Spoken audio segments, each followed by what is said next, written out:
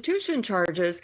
Unfortunately, he was given very long term because the judge had looked at the other charges and the other evidence in the acquittal of racketeering and sex trafficking. And the judge said he wanted to send a message to perpetrators and victims alike that violence against women will not be tolerated. And so he was sentenced for 4 years. Now, listen, the date has already moved. He was supposed to have been originally released in June of 2028, then May. Now it is April. Why of is that fluctuating? Paula, any insights as to why that's fluctuating? I would have thought that would have been set in stone. You know, you do also get time off for good behavior, but also it's because he spent so much time in jail before. So before leading up to the trial. So they are giving him time served. They're giving him good behavior. What are, victims and their families saying about this? What's been the response to today's hearing and the potential of a release? I think a lot of people are terrified, frankly. I mean, he was quite violent towards Cassie. He was quite violent towards a lot of the other women. And people are worried about retribution because he does have a history of intimidation. And just for anybody who needs a reminder, accused of racketeering, 2 sex trafficking counts, 2 counts of transportation for prostitution as well, currently serving 4 years. Paula, another headline I want to follow up with you about is Fleetwood Mac alum Lindsey Buckingham. You and I talked about this last week or the week before. Attacked in Santa Monica, allegedly by a female stalker. This woman has now been arrested and charged. What more can you tell us there? The woman, Michelle Dick, has been charged with 6 felonies. It's a big deal, including battery and assault. So you'll remember it was about a week ago, she had thrown liquid on Lindsey Buckingham. And the police said, yes, she's known to us. She's also known to Lindsey because apparently this has happened for 5 years. She's charged on all of these felonies because of all the attacks she's done from 2021 to 2026. That's a long time, Marky. Yeah, and just frightening. Glad that he is okay this morning. The Scoop with NewsNation senior story editor Paula Froelich, thank you as always, my friend. Have a great day. Thank you. It's time to take 2 and call us in the morning now, where we give you a boost of knowledge when it comes to all those trending headlines and health topics that we're all curious about. And today, the big medical headline is this. Rebecca King Cruz, who's the wife of actor and TV host Terry Crews, revealed this week she's been living with Parkinson's disease since 2015. She recently underwent a newly approved non-invasive brain surgery to help manage the symptoms that she's experiencing. And her announcement comes after data shows Parkinson's cases, get this, have spiked 50% in the last 30 years. And a study last year estimated that cases are expected to double by 2040. I mean, just alarming numbers. Our twin docs, Dr. I and Dr. J, are waking up early with us this morning. Good morning to you guys. It's always good to have you. I think there are a lot of families who relate to this, who have somebody in their family who has Parkinson's. Tell us a little bit more about the disease and also what we're learning about her case specifically. Like you were saying earlier, Parkinson's rates are rising tremendously, 50% over the last 30 years. And what's really scary is there's a genetic component, right? About 15 to 20% of people who are diagnosed with Parkinson's have a family history of it. But that means that 80 to 85% of people who are diagnosed with it have no family history. And so that's really scary. But I think there's also some positive in that, and that is that there are a lot of modifiable factors that can decrease the likelihood that you develop Parkinson's disease. I think one of the reasons we're seeing these increasing rates is just our lifestyle, right? We're not eating well. We're eating foods that have a lot of preservatives, that have a lot of artificial flavoring agents, that are treated with pesticides.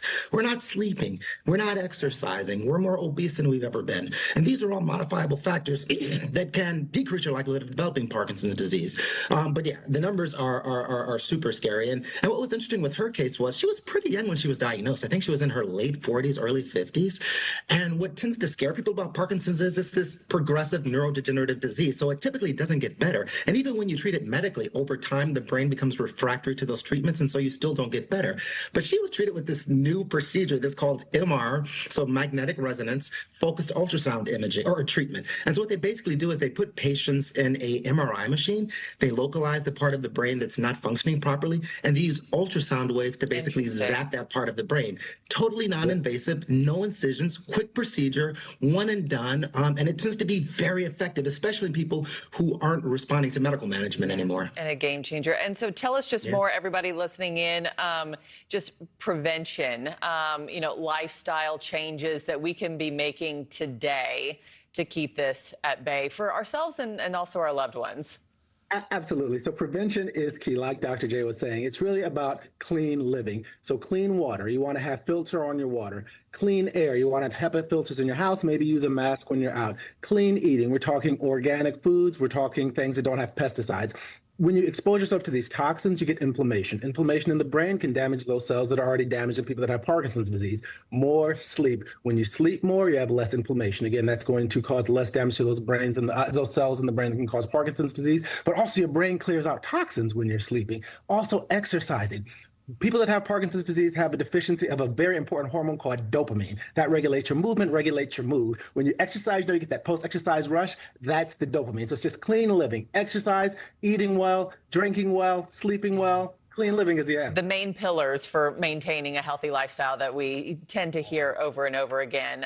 Well, we're certainly thinking of the Cruz family this morning. And guys, thank you so much, as always, for shedding a bit of light on it for us. And to have your medical or health questions answered on the show, you can always find Dr. I and Dr. J on social media at @the_twin_doctors, or you can find them on their website as well.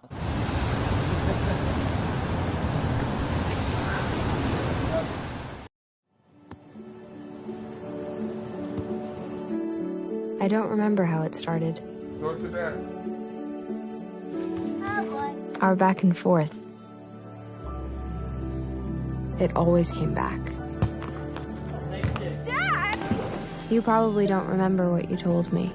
That was perfect. But I heard every word.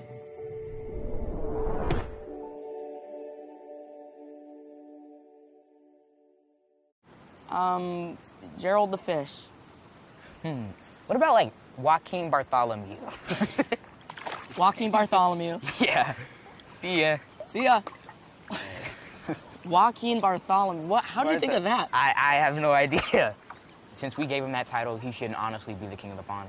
King of the pond. Yeah. He's out there somewhere. For real. You want this one? Oh, yeah. Nice. All right. Best Reviews is an unbiased team that researches products in real-world situations to give reliable recommendations on just about everything. For the best reviews, go to bestreviews.com. Seriously, before you buy anything, ever. I'm a United States Marine. Being a veteran, you don't want to show any weakness, so it becomes really hard for you to ask for anything. Every veteran is deserving the benefits they earned by serving our country. Oh, I don't see where you got your degree. I don't have one. I went another route. All right. I guess tell me a bit about your experience. For 15 years, I've been managing logistics and mastering project management skills. Wow. Sounds like you've got just the kind of skills and experience we're looking for.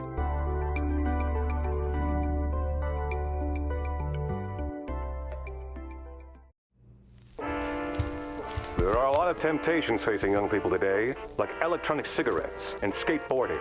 Each vape pod can contain the same amount of nicotine as a pack of cigarettes. This can lead today's youth to a lifelong addiction and severe lung damage. Recall and consider the facts before making a poor decision. The health class film guy isn't the best person to talk to your kid about vaping. Got a few minutes? You are. Start the conversation with your child about vaping today.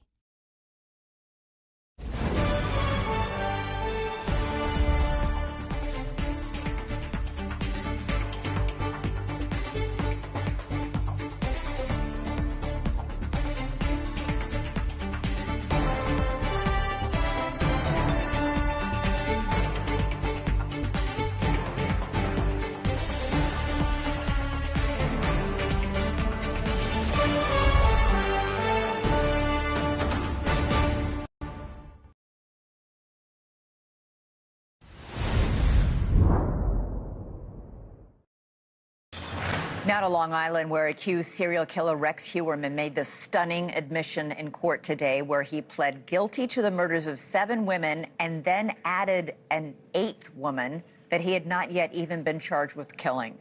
The plea brings closure to the string of unsolved murders of young women that had haunted Long Island for decades. The infamous deaths became known as the Gilgo Beach killings, named after the remote area on the beach where many of the victims' bodies were found. The 62-year-old man appeared unfazed by the horrors of what he had done as he answered the judge's questions in court. Do you understand that by pleading guilty to a charge, that is the same as if you had gone to trial and been found guilty of that charge? Yes, Your Honor. Do you understand that by pleading guilty, you're waiving a number of very important rights? Yes, Your Honor. All right, now these rights include your right to a trial by jury or by the court. Are you pleading guilty voluntarily and of your own free will? Yes. And then, one by one, 8 times in a row, Heuermann chillingly answered strangulation when asked how he had killed each of the women. Heuermann, who was an architect, had stubbornly maintained his innocence since his arrest nearly 3 years ago. His attorney said they were preparing for trial when Heuermann told them he wanted to make a deal. He maintained that he's not guilty. We advocated on his behalf. We worked very hard on this case. We've been preparing for trial. But when somebody pivots and says, I'm done and I want to accept responsibility, all right, as the attorney, we have to follow his directive. So why the about face? His attorney said Heuermann wanted to spare his own family the anguish of a lurid trial. The prosecution's abundant DNA evidence against him may have also played a role. After the court proceedings today, Heuermann's ex-wife made rare comments to the media. My thoughts and prayers are with the victims and their families. Their loss is immeasurable, and the focus should be on them at this time. Heuermann will be sentenced on June 17th. New York State does not have the death penalty. For more on this stunning turn of events today, we're joined by Ray Tierney, the Suffolk County District Attorney who led this investigation. Ray, wow. First of all, you have worked so long and so hard to bring justice to the victims' families of the Gilgo Beach killings. What was it like today in court to watch him stand there and plead guilty time after time after time? Well, I think it was very satisfying in the sense that, you know, if you had told me when I took office in 2022 that we'd be at this stage right now, I would have been very satisfied, and I'm certainly satisfied because, you know, I think we brought closure to those 8 victims, their families, and that was a nice thing to be able to do. As he pled guilty, I was so struck. He was completely normal, like he was discussing the weather as he said strangulation one by one as to how he had killed each of these women. You know, in past court appearances, he's been aloof, bordering on arrogant. Has he ever shown any remorse, ever? Not to me, but, you know, that's not, in fairness, that's not entirely rare. I don't have that much access to him. I think that, you know, this was a plea, so the questions that myself and the judge posed to him were to establish the elements of the crimes charged against him. At the time of his sentence on June 17th, he'll have the opportunity to address the court, and we'll see what he says then. Do you think he'll say anything? I don't know. I really don't. And the other thing is, you know, what is it worth? Yeah. You know, we'll leave the families, you know, we'll leave it up to the families to decide, but, you know, we'll see. He had pled not guilty to all of these crimes. What changed? Do you really think it's because he wanted to spare his own family the, you know, stress of a trial? Yeah, you know, I think, you know, I waiting to come on, I listened to the defense counsel. He was saying he was preparing for trial. We were preparing for trial. I definitely do think that something sort of changed in the defendant's decision making to make him decide, you know, he's done and he wants to plead guilty. But what that is, you know, I don't really have any particular insight on. It doesn't sound like the defense attorneys really do either. In your press conference after court today, you got up and repeatedly apologized to the families of all of these women. You called them out by name, one by one, and said over and over again, "I'm sorry." Why did you do that? I think it's, I really wanted to let the families know that we in law enforcement, we in Suffolk County government, and even our citizens, I think it's been portrayed as because of some of their backgrounds and maybe what they're doing for a living, that the people in Suffolk County, law enforcement in Suffolk County didn't care. My experience has been the exact opposite since I've taken office in 2022. In fact, I was saying that when I ran for office in 2021, really the most passionate responses I got from the members of the public in Suffolk County were, "Are you going to do something about this case? Are you going to find for these women and these families?" So I just wanted them to know that as a county, we're sorry. We're sorry this happened, and we've been able to give you, a small measure of closure, but that doesn't really, dissipate the tragedy of it all. Were you surprised? When did you learn that he was going to also plead guilty to this 8th murder? Well, there was a time where under a proffer agreement in which the defense proffers evidence.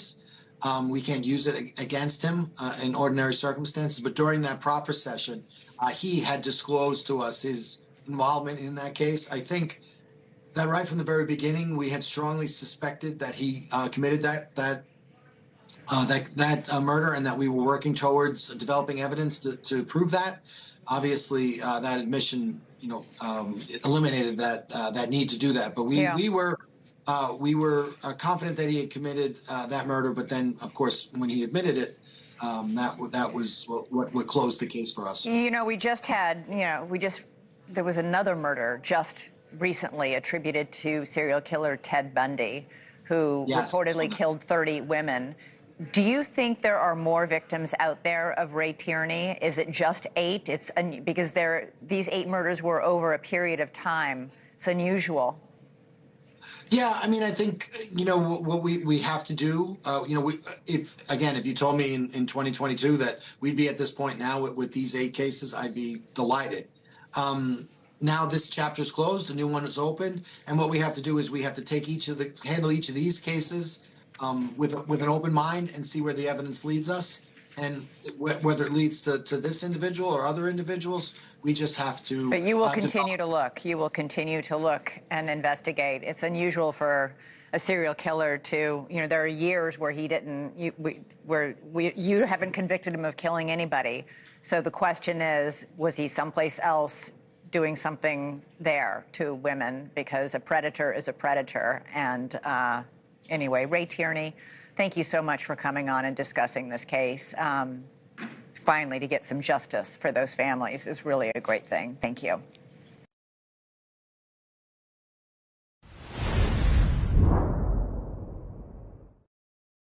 At the time, his death barely made headlines. But now, nearly 3 years later, there is renewed interest in what happened to Michael David Hicks. Why?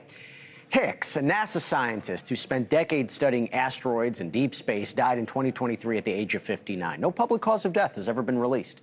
Now, Hicks worked on major missions, including NASA's DART project, which tested whether humans could deflect asteroids, earlier deep space missions studying comets. His death is now being discussed alongside other cases involving researchers connected to NASA, missile systems, nuclear technology, who have either died or disappeared. Among them, a NASA-related researcher honored for breakthrough work who also died with little public attention, a NASA director who disappeared and has not been found, a fusion scientist working on next-generation energy killed in what investigators have described as a targeted attack, a retired Air Force general, deep knowledge of advanced technology, who reportedly walked away from his home and vanished. The McCaslin case, we've talked about that. How about an astrophysicist shot and killed outside his home? A family member of that astrophysicist spoke with one of our producers earlier today. They told us exclusively they believe his death was an isolated incident and is not connected to the other cases.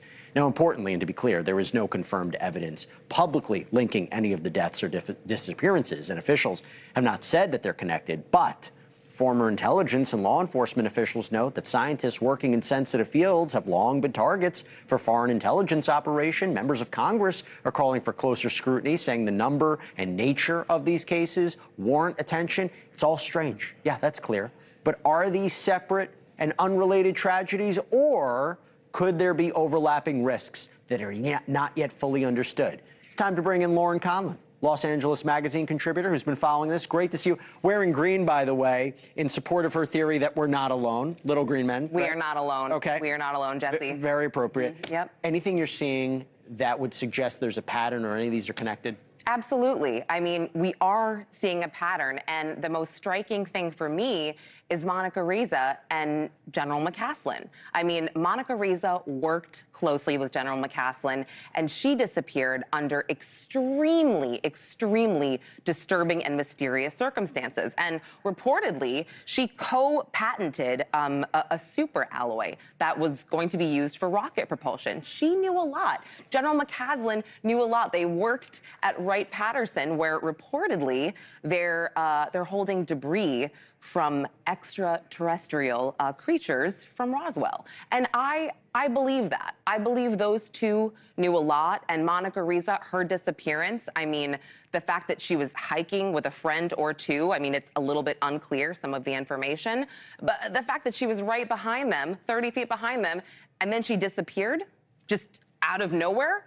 I mean, literally, they found a hat, and apparently her scent stopped at the hat, and that was it. And then Neil McCaslin, I mean, you have to wonder the timing. President Trump saying, you know, I'm going to release these files, and then 6 days later, Neil McCaslin goes missing. I don't think that he was kidnapped and tortured for classified information. I don't. I think something went off in his head. What about this? You mentioned this 325 meeting that's somehow part of it? Yes, so I did mention to you off camera that there was a meeting, a SCIF meeting, basically, where they do this in an secure isolated facility. Yeah. Yes, a secured facility, and there was Democrats, Republicans, because this is a very bipartisan topic. They're both very interested, and General McCaslin, his disappearance was discussed. UAPs were discussed. So I don't think this story is going away, Jesse. Is the Michael David Hicks death investigation now going to create a change, or people looking at this in a different way? You know, I think that people are looking at these deaths now. I don't necessarily know if that death is connected, because we simply don't know enough right now. We really don't. Carl Grillmair's death is very troubling, though, to me, for a number of reasons. And Carl Grillmair, I know his wife mentioned that she doesn't think that this was connected at all. And sure, maybe so, but there's still so much that we don't know. He was a Caltech genius astrophysicist, and this man that killed him was on his property in December of 2025. He called police because this guy had an unregistered rifle. Obviously, we didn't know at the time it was unregistered, but he gets arrested, this guy, Freddie Snyder, and for whatever reason, Los Angeles decides to just let him out, ROR, and the charges, a felony weapons, yes, thank you, a felony weapons charge was just dropped by February 5th. And then he goes back and shoots Carl Grillmair, allegedly, right, on February 16th. I mean, I don't understand it. Like, Carl Grillmair lived in a very isolated area. He would have had to have known. He had to have planned this. And again, Los Angeles is like, or actually California's a Stone Age. I don't have all the paperwork yet. I've had to FOIA request this and write letters. It's insane. 30 seconds. Anything from authorities or investigators connecting this at all? Have they given that? No, they're being quiet. They are not coming out, and I think that this would be the FBI to say anything, right? Or somewhere, you know, someone at the White House, let's say. But no, local authorities are not connecting anything. Lauren Conlon, always good seeing you. Thanks for coming on. Appreciate it. Of course. Thank you, Jesse. So strange.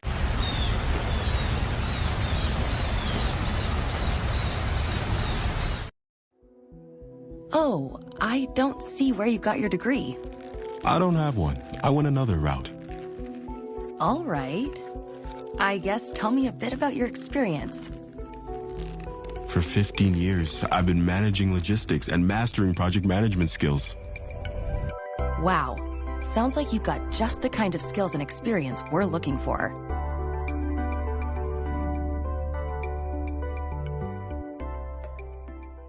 Best Reviews is an unbiased team that researches products in real-world situations to give reliable recommendations on just about everything. For the best reviews, go to bestreviews.com. Seriously, before you buy anything, ever.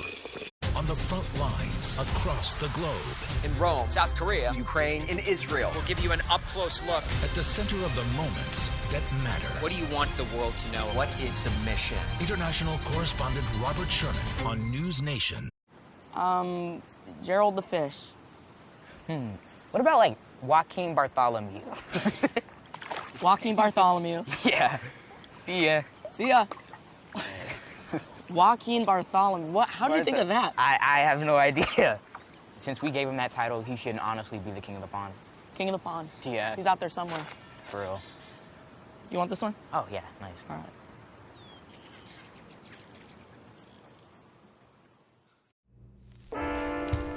There are a lot of temptations facing young people today, like electronic cigarettes and skateboarding.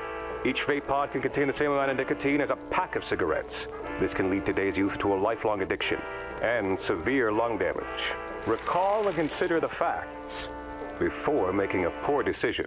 The health class film guy isn't the best person to talk to your kid about vaping. Got a few minutes? You are.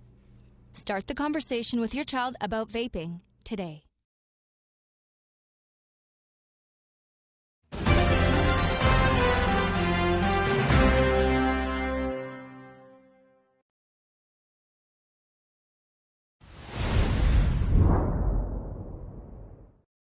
But Iranian dissidents aren't interested in any arrangement that would perpetuate the Islamic Republic, with or without a new coat of paint.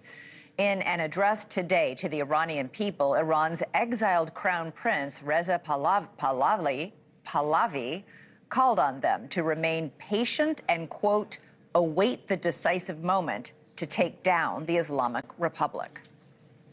تأکید کردم که این ما ملت ایران هستیم که باید ضربه نهایی را به رژیم ضعیف شده وارد و آن را سرنگون کنیم. All right, what he just said there, be patient, wait for the moment, it will happen, a decisive moment. It all sounds nice, but revolutions require more than revolutionary spirit. They require organization, communications, transportation, and guns. Lots and lots of guns.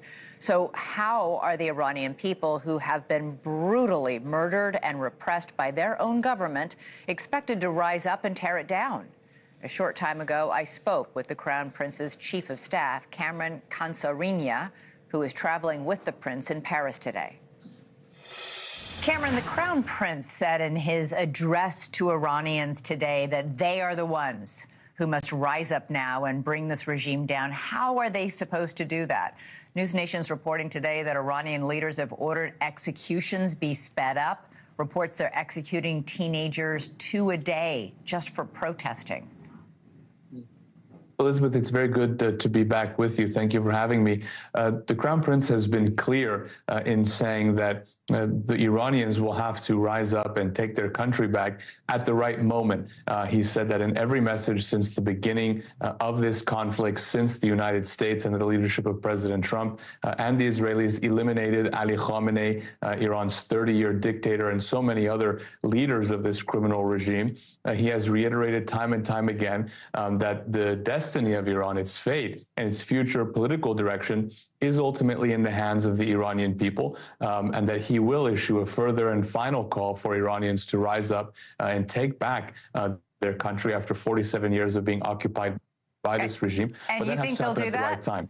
They will. The Iranian people have proven that they're not only wanting their freedom and liberation, but they're willing to fight and they're willing to die for it. On January 8th and 9th of this year, when the Crown Prince called them to come to the streets, the Islamic Republic turned off the internet and 45,000 brave Iranians, 45,000, I think that number is so big it's almost difficult for us to fathom what that means, gave their lives for liberation, to reclaim their country from this Islamist dictatorship that has held the country hostage for so long. So Iranians aren't simply sitting on the sideline. They're not asking for their liberty to be handed to them. They're willing to fight for it. They're willing to die for it. And at the right time, they will go back to the streets. President Trump and his administration are right now negotiating with the Ayatollah's son You called him a part of a criminal regime, but at this point, this is who the Trump administration is dealing with and may strike a deal with that would leave this regime in place.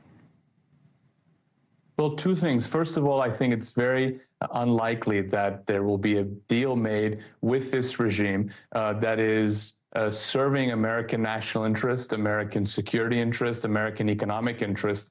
Look, this Islamic Republic and the leaders who are now negotiating with the United States are the same people who have been chanting death to America for 47 years, are the same people who have been killing American soldiers across the Middle East, who have been taking Americans hostage, who have been closing the Strait of Hormuz, who have been imposing gas price terrorism on the people of the United States at the pump every single day. They haven't just woken up and decided to be friends of the United States. It's true that they're incredibly weakened. It's the same regime.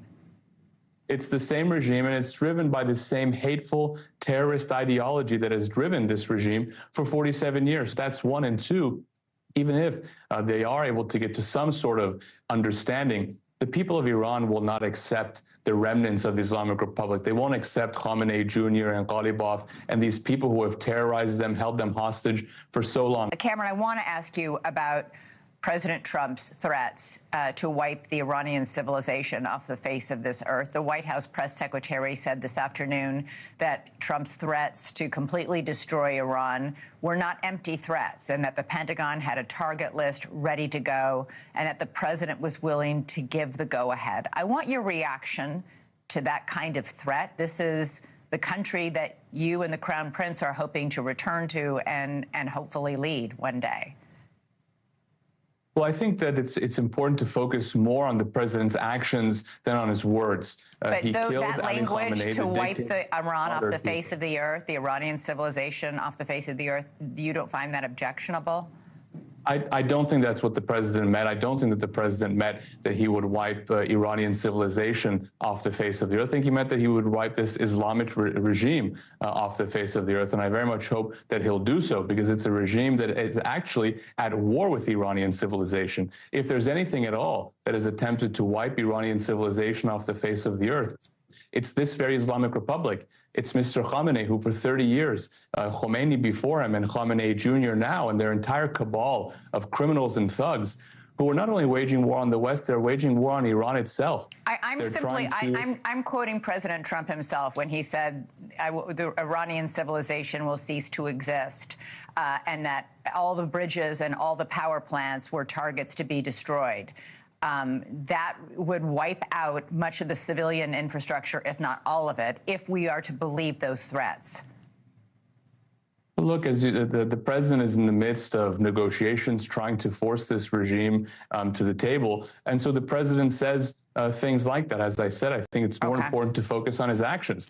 Throughout this military campaign, you will see very clearly that the U.S. Armed Forces took extreme care to avoid Iranian civilian casualties. The president himself, not only in his actions, but even in his words, has spoken very eloquently and very positively about the people of Iran, about how Iran used to be a great country, how Iran used to be a free and prosperous country. So I think the president very clearly understands the distinction between this regime and the Iranian people, and in his actions, in the directions he's given to the U.S. Armed Forces, has proven that. Cameron Consalrina, really appreciate you joining us. Thank you so much. Thank you for having me.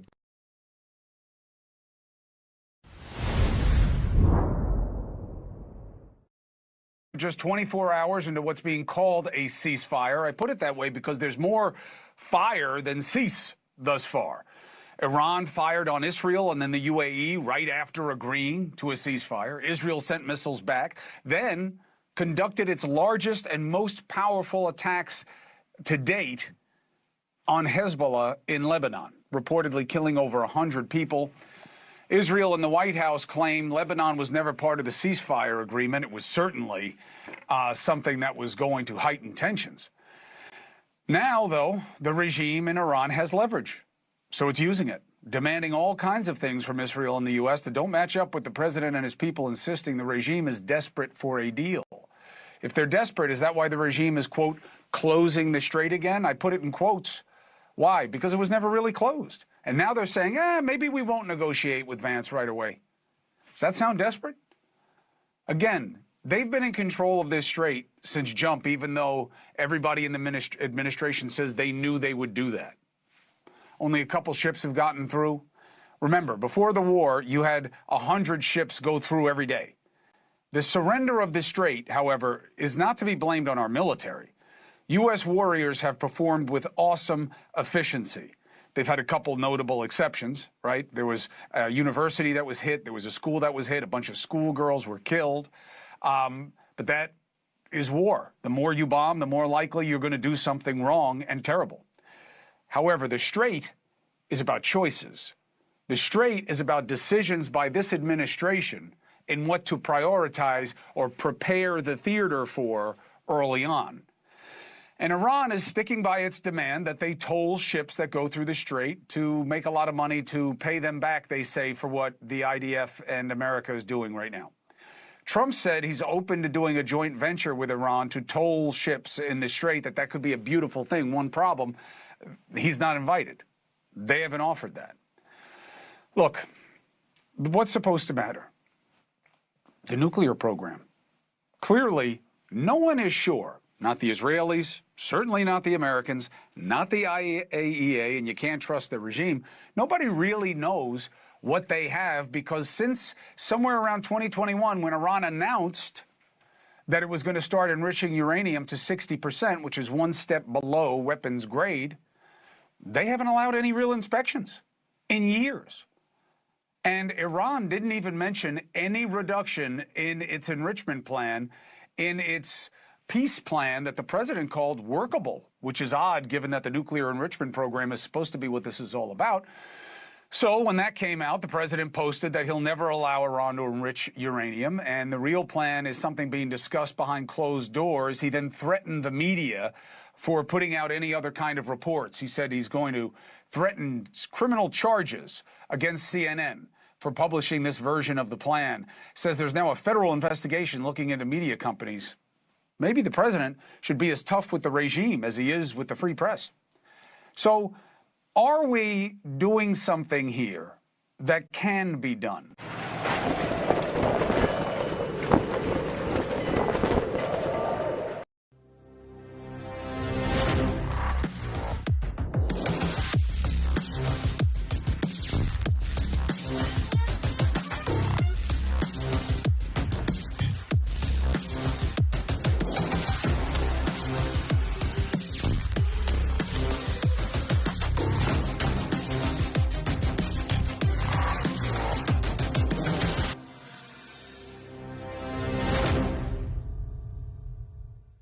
On the front lines across the globe.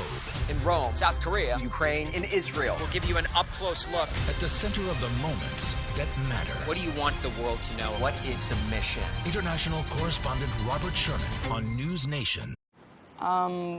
Gerald the fish. What about, like, Joaquin Bartholomew? Joaquin Bartholomew. Yeah. See ya. See ya. Joaquin Bartholomew. What? How do you think of that? I have no idea. Since we gave him that title, he should honestly be the king of the pond. King of the pond. Yeah. He's out there somewhere. For real. You want this one? Oh, yeah. Nice. All right.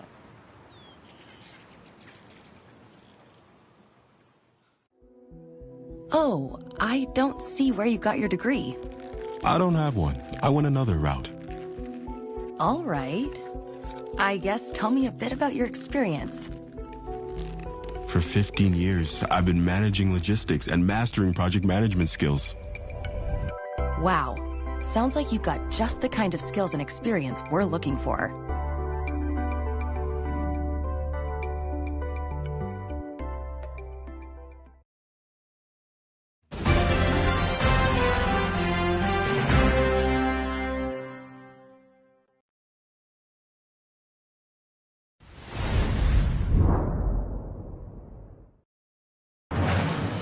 Welcome back. Right now, President Trump may be learning the same lesson President Biden did. It is a tough one.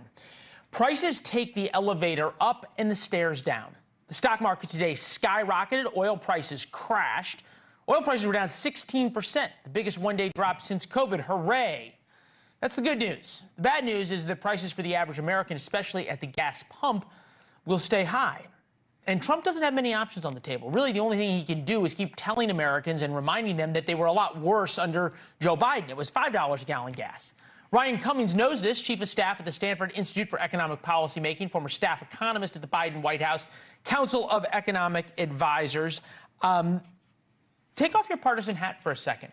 What were the lessons of what Team Biden went through, high prices because of high oil prices, because of a war, that y'all didn't understand 4 years ago?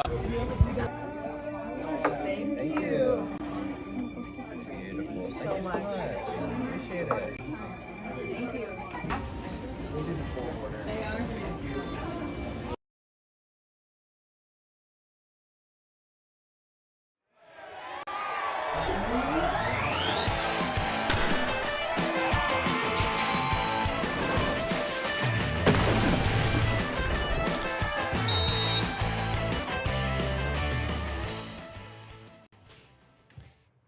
What's up? Welcome.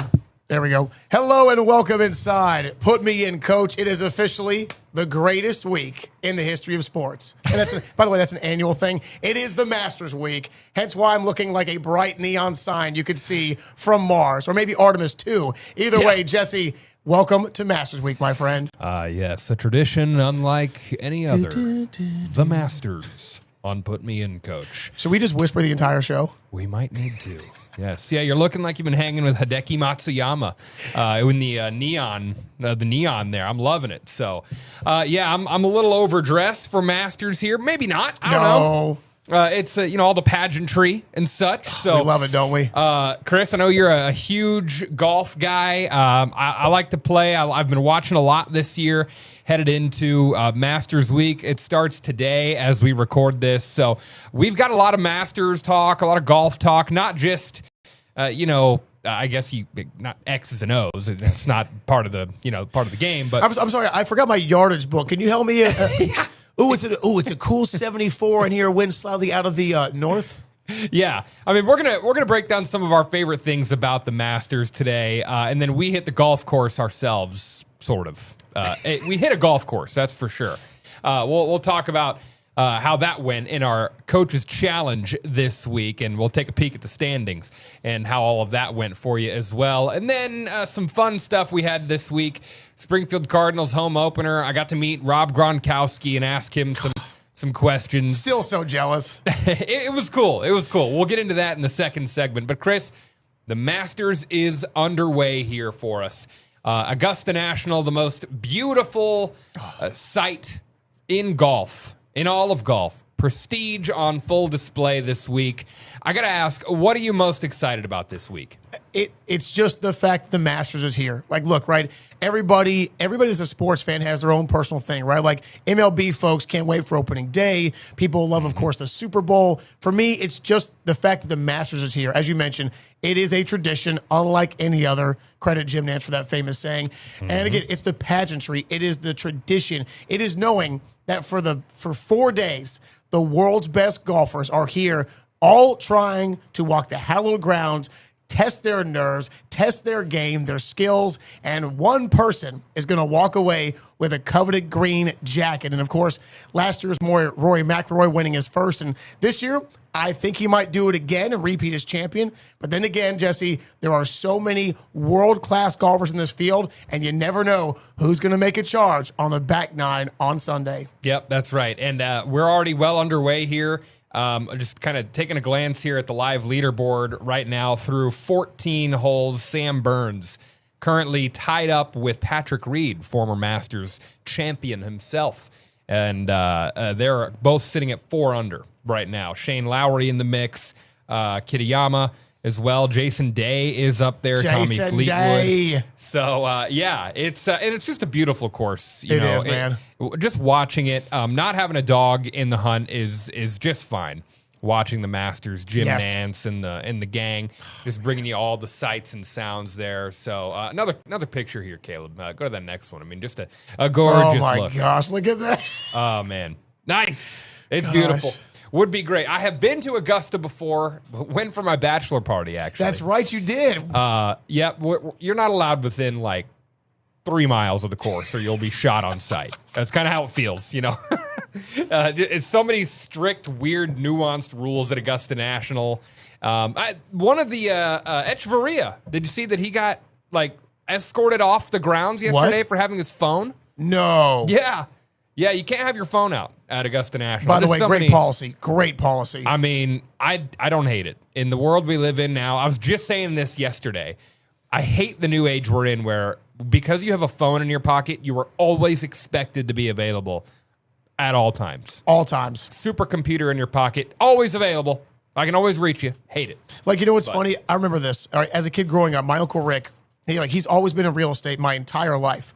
And whenever he would invite my dad and I over to Palm Coast in Florida, off by Jacksonville, Uncle Rick took probably 10 phone calls in a round of golf. Hate it. And as a kid, I'm like, Dad, why can't Uncle Rick just put the phone down? He's like, son, in the world we live in, there is no time to yourself anymore. And dude, and that was like in 98, 99. Like when cell phones were literally barely a thing. But hey, Uncle Rick, wheeling and dealing them high-priced condos, baby. Well, that's why you're out there playing on the nice course. That's right. But like we said, you don't have to have a dog in the hunt for the Masters to enjoy it. But in the world we live in, sometimes you want to throw a little action on some of these golfers.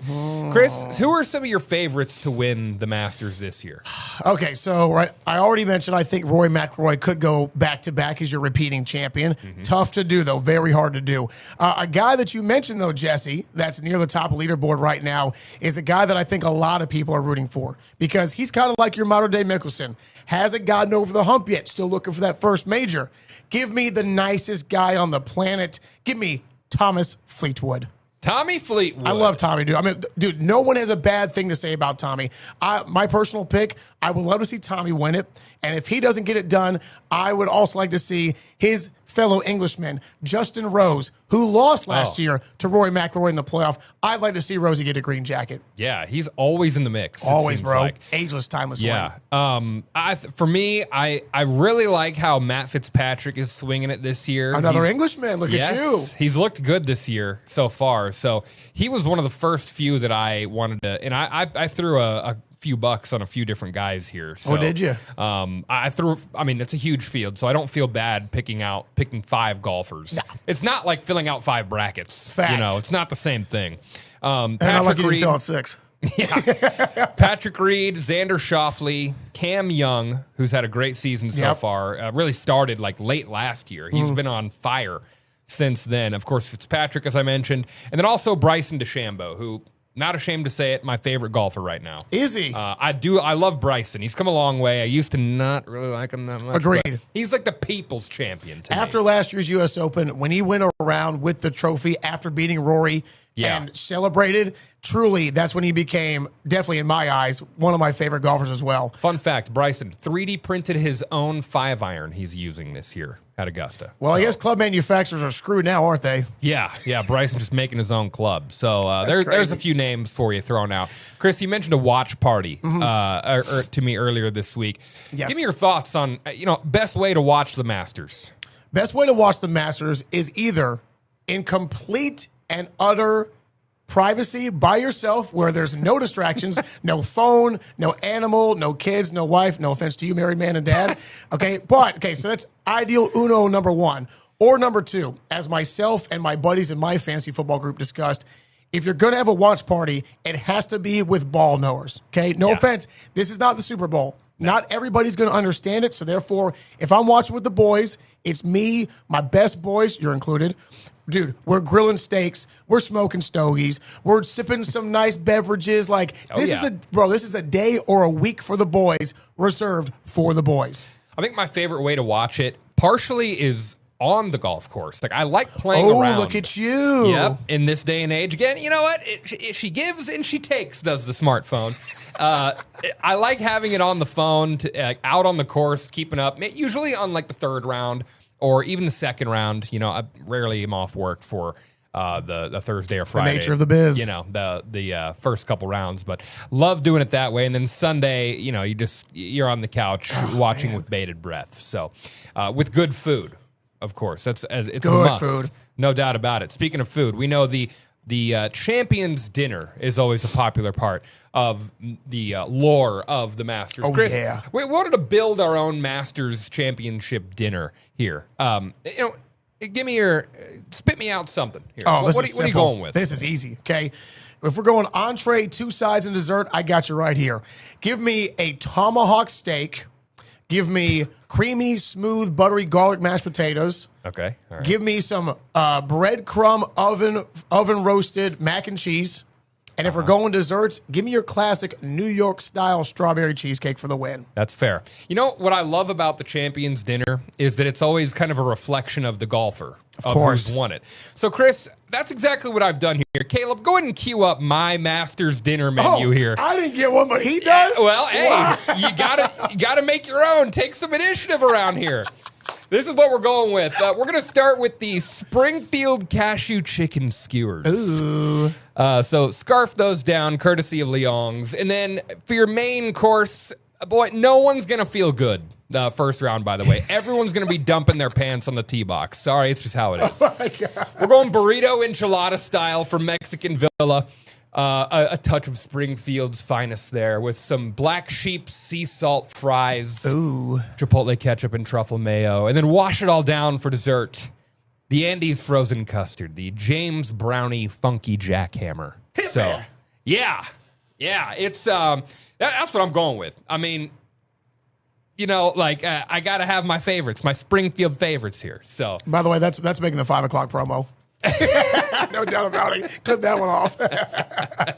Very nice, by the way. Very nice. Great touch of home. Thank you. That you got to have a little taste of home. And by the way, funny line from yesterday's presser. Rory McIlroy, your defending champion, who gets to put on the Champions Dinner, was asked, Rory, you went for somewhat of an Irish theme. Why didn't you have more of an Irish-themed dinner? And he said, well, to be honest, because I wanted to enjoy more of it, okay?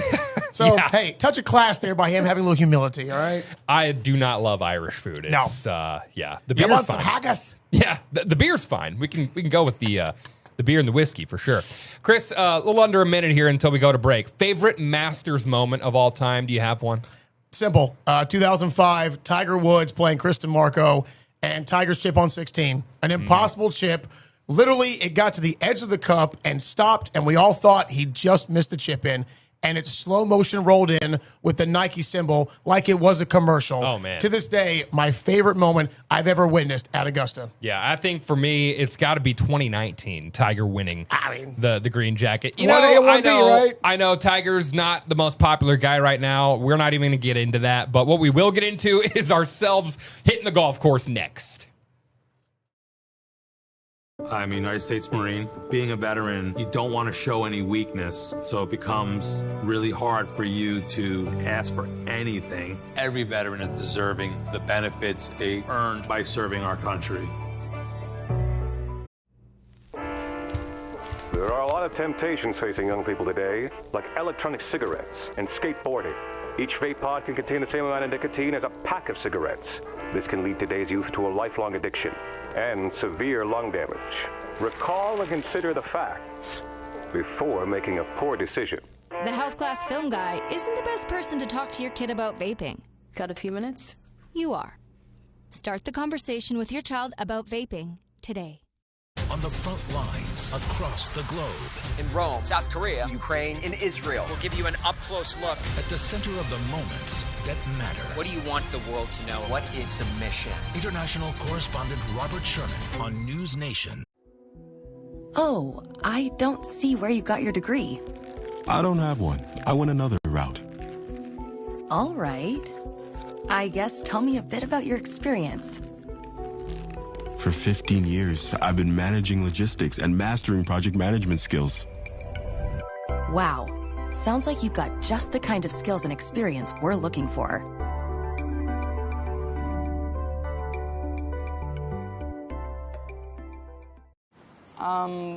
Gerald the fish. What about like Joaquin Bartholomew? Joaquin Bartholomew. Yeah. See ya. See ya. Joaquin Bartholomew. What? How do you think of that? I have no idea. Since we gave him that title, he should honestly be the king of the pond. King of the pond. Yeah. He's out there somewhere. For real.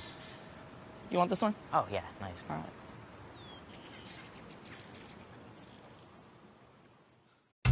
Best Reviews is an unbiased team that researches products in real-world situations to give reliable recommendations on just about everything. Call that a plasma sword? For the best reviews, go to bestreviews.com.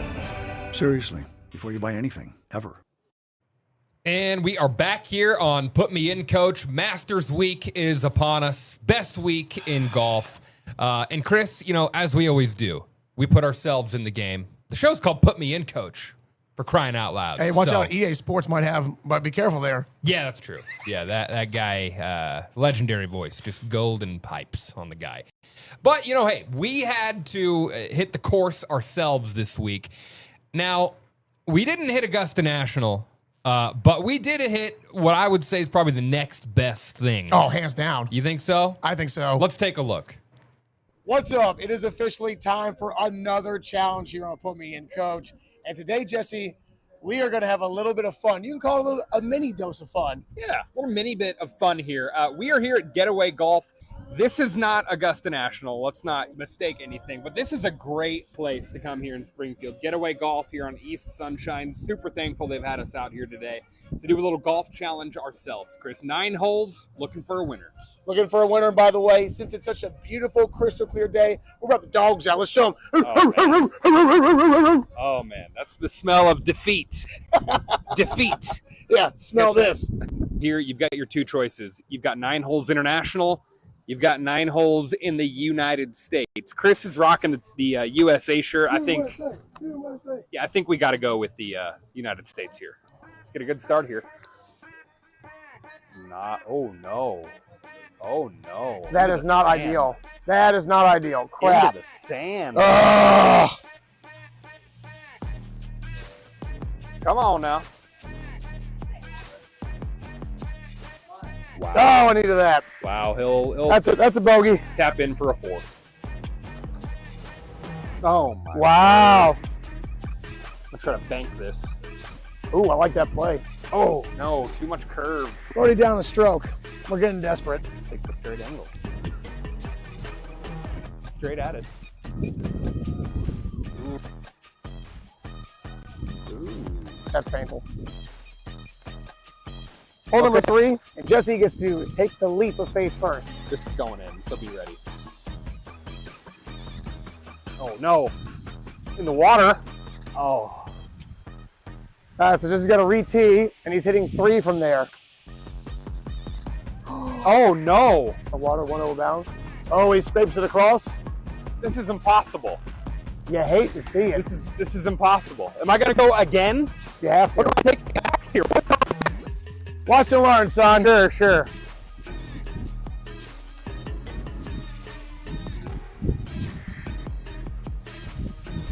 That's good stuff. He's done it. He's on the playing surface. 14, here we go. Cool, a 14, Chris. There you go. Go ahead. Put that in for a 3, y'all. The max you could get on a hole is 9. Jesse has made that number and exceeded it, so we're going to give him a 9. So I just went from down 2 strokes to up 7, but we're only on hole 4. A lot of game left. It's over, like already. We're done. We can just wrap. We're done.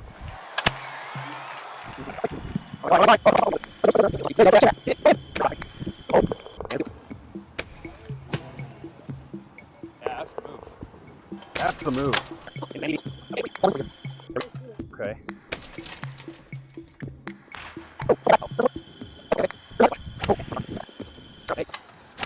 Ooh, into the hazard. No way! Oh!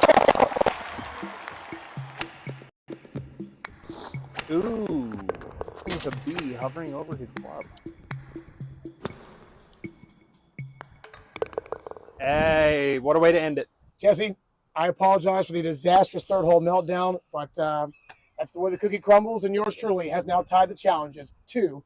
Yeah, tough time out here today. You know, 1 hole is all it takes to kind of just ruin the round, and that's what happened to me today. You know, we had to blow up on the 3rd hole, a lot of strokes, couldn't find the actual course, hit it in the water, the rocks, everywhere but the actual green. So there we go. We're tied 2-2. And we're calling it after 9 holes for time constraints. But what a beautiful day out Beautiful here at day. Getaway Golf. And just remember, if you want a good time, come out to Getaway Golf. It's always a great time out here, man. And 2-2, Chris. So good luck in the next challenge. Good luck, brother. What's up? It is official. Well, there you go. And after that, we are knotted up. And here's what we're doing, folks. We're making March and April all into 1 month there. So we're going to do kind of a 2-in-1, Chris. And well done, by the way. The composure held up very nicely. I mean, look, I can't lie, Jesse. After you put your ball in the water several times, of course, when I stood over that putt, I thought to myself, just put it anywhere on the playing surface. Just get it anywhere in regulation, and you're probably home free. Yeah, and it wasn't even like the windmill or the hippo or the any of the usual mini golf hazards you would think. Right in the water. Right in the water. Now your second attempt there, you got pretty bad luck because you hit it right at the hole, but it had so much speed it hopped the bricks, and I'm like, wow, this is officially a full-on meltdown. Yeah, no touch. Old John Vanderbilt over here. Yeah, we actually omitted a lot of my curse words from that. So thankfully there were no children around. That's good. But hey, I think, Chris, what we're gonna do is we're gonna make this a golf month. What do you say? I am down, and believe me, if you are a fan of golf, we've got some really fun, creative challenges we're going to do on the golf course. Everything from, I'm not going to tell you what we're going to do. That would spoil the fun. It would. And you don't even have to like golf to enjoy what we've got coming your way. Yeah, trust me. If you are not a golfer, stick around for the coming weeks on the 2-2. I mean, anything could happen. So anything could happen. We'll see what happens there. Okay. Something fun happened this week. We had a big celebrity in town this week for the Boys and Girls Club. Sure did. Steak and Steak Dinner, the 26th annual. The incomparable Rob Gronkowski was in town. Gronk was here, and a lot of fun. He first stopped at the Rizdal Family Teen Center to hang out with the kids. For me, that was the coolest part of the whole night. And then he went on to the actual fundraiser itself, raised a boatload of money. Good stuff. I got to catch up with Gronk, and I had to get a tight end's perspective, Chris, on Travis Kelce coming back for his age 36 season. Ooh. Plus, I had to ask Gronk a little bit about an injury he suffered recently during something we talked about on the show a few weeks ago, the flag football tournament that happened. Let's take a look at that conversation with Gronk. Well, look what he did last year. I mean, he almost had another 1,000 yards at 35 years old. It's just remarkable what he's doing.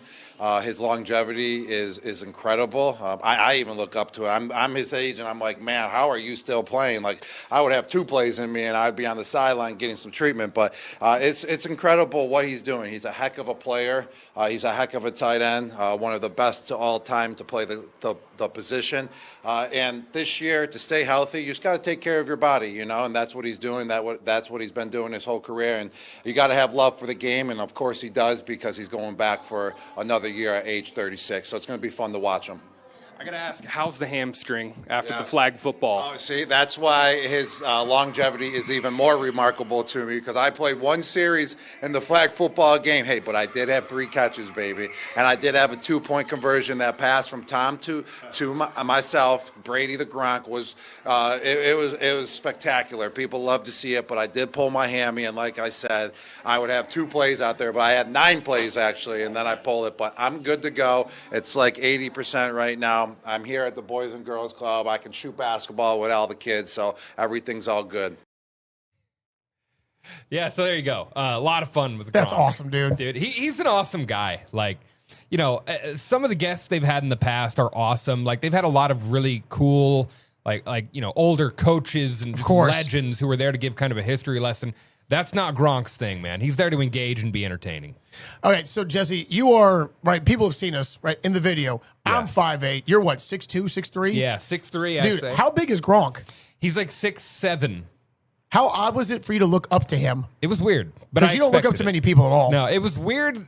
What was weirder was the handshake. Like, here's my hand, and he's just, all right, cool. It was like Andre the Giant holding a beer. It was crazy. But, that was an awesome night. More on my conversation with Gronk right now on ozarksfirst.com. You can see more of what we talked about, what he's looking forward to this season in the NFL, and what he loves about youth sports as well. So. By the way, do you know why Gronk pulled his hamstring? Why is that? Okay, so here's a fun story. In 2020, when Gronk joined the Buccaneers, that was COVID. Yeah. So everything had to be done remotely. Mm-hmm. Gronk was smart. He said, look, instead of having to run wind sprints every single day like they want me to and film it, Gronk did it all in one day and basically changed clothes, did his wind sprints, and would send in the tape every day and say, yeah, coach, did my wind sprints. I'm in good shape for the season. That's incredible. He's smarter than you think, yes, folks. he is. He is smarter than a lot of people give him credit for. That same day, though, Chris, the Springfield Cardinals. That's right. Just, not even a half mile away, had their opening day at Hammons Field this week. That's right. Yet Springfield Cardinals came home. They were already 3-0 from winning their weekend series, and they came back to Hammons Field. Right, the parade of Chevys, of course. By the way, that giant trophy you just saw, that is a 300-pound, 10-foot trophy. Okay, and it's ours as a 2025 Texas League champions. Of course, the Cardinals did defend home turf that night as Chin-Wei Lin got to the victory for the Springfield Cardinals. So he's 1-0. By the way, he's like 6'7", giant dude. They won 8-5 that night. So they did lose last night with Liam Doyle on the hill. So they did incur their first loss. But hey, the Birds are home all this week. The weather should be great. Hopefully the weekend's better. But again, it's always fun to cover these events because Redbird Nation comes out. You get to see your defending Texas League champions. And Jesse, it's baseball. It smells of summertime just around the corner. And with this beautiful weather, why would you not want to be anywhere but Hammons Field? That's right. Hammons Field, a great place to go. And we do want to touch on the Cardinals and Royals at the big league level here. That's right. We're a couple weeks into the season here. Let's take a look at the standings that we've got so far. Cardinals sitting at 7-5, fourth in the NL Central. I mean, that part doesn't really matter, but they're off to a nice start, honestly. Jordan Walker on a tear. On a tear right now, bro. 3 straight days with a homer. So they're finally getting what they want out of him. The Royals 5-7. I don't know, man. I'm a little worried about Dude, them. Reagan's got absolutely shelled yesterday. He should be back for his next start. Got a contusion on his thumb, but should be okay. Cardinals this weekend have the Red Sox. Royals have the White Sox. We are out of time, and we will see you next week here on Put Me In, Coach. Enjoy Masters weekend, Chris. See you next week.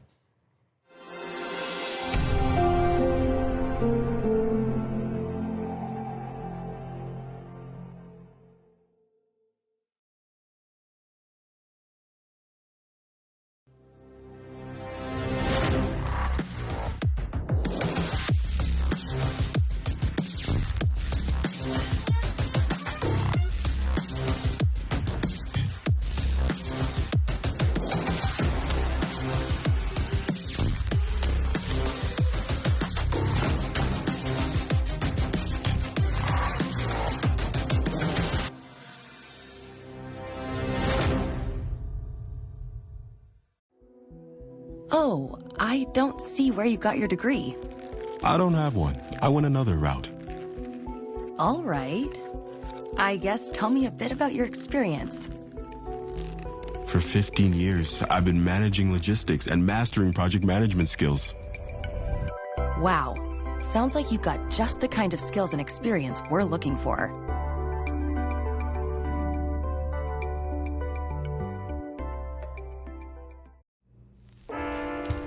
There are a lot of temptations facing young people today, like electronic cigarettes and skateboarding. Each vape pod can contain the same amount of nicotine as a pack of cigarettes. This can lead today's youth to a lifelong addiction and severe lung damage. Recall and consider the facts before making a poor decision. The health class film guy isn't the best person to talk to your kid about vaping. Got a few minutes? You are. Start the conversation with your child about vaping today. Gerald the fish. What about, like, Joaquin Bartholomew? Joaquin Bartholomew. Yeah. See ya. See ya. Joaquin Bartholomew. What? How did you think of that? I have no idea. Since we gave him that title, he should honestly be the king of the pond. King of the pond. Yeah. He's out there somewhere. For real. You want this one? Oh, yeah. Nice. All right.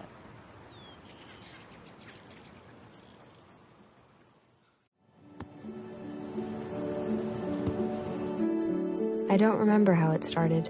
Go to that. Our back and forth. It always came back. Dad!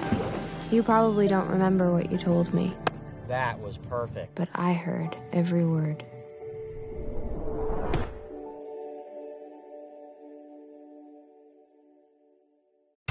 Best Reviews has an unbiased team that researches products in real-world situations to give reliable recommendations on just about everything. Call that a plasma sword? For the best reviews, go to bestreviews.com. Seriously, before you buy anything, ever.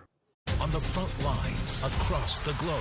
In Rome, South Korea, Ukraine, and Israel. We'll give you an up-close look. At the center of the moments that matter. What do you want the world to know? What is the mission? International correspondent Robert Sherman on News Nation.